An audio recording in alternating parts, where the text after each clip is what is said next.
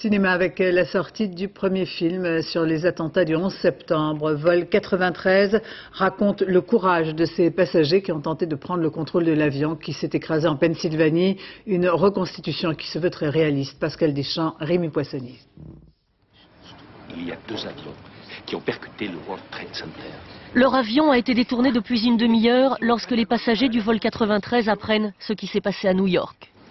Il faut qu'on fasse quelque chose. Cet avion, ils ne vont pas le poser. Ils ne nous ramèneront pas à l'aéroport. On a encore une chance. Il faut la tenter. À partir de leurs appels, de leurs messages, le film montre en temps réel comment ils ont tenté de prendre le contrôle de l'appareil. On y va! 40 passagers livrés à eux-mêmes et au sol, la pagaille absolue. Dans Vol 93, Ben Slaney joue son propre rôle. Démerde-toi pour savoir ce qui se passe.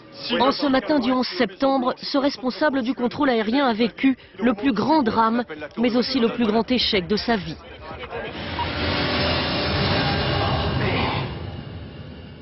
C'est pas vrai. Vous avez vu ce qui est arrivé? C'était le chaos. Pour moi, ce fut une terrible frustration de ne pas savoir ce qui se passait, ni quoi faire. On s'est contenté de subir, de réagir sans rien contrôler. Et quand vous êtes contrôleur aérien, la dernière chose que vous voulez faire, c'est vous contenter de réagir. Loin de tout sensationnalisme, Paul Greengrass a voulu nous replonger dans l'événement parce que, dit-il, nous n'en avons pas encore tiré les leçons. Le problème de la colère, le problème de l'engagement des musulmans dans le monde d'aujourd'hui, si nous voulons vraiment nous y confronter, cela demande des changements profonds dans nos sociétés, dans la façon dont nous gérons le monde.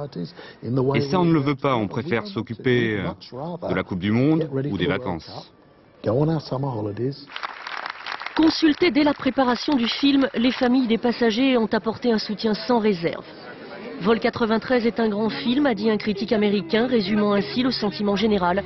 Et j'en ai détesté chaque seconde.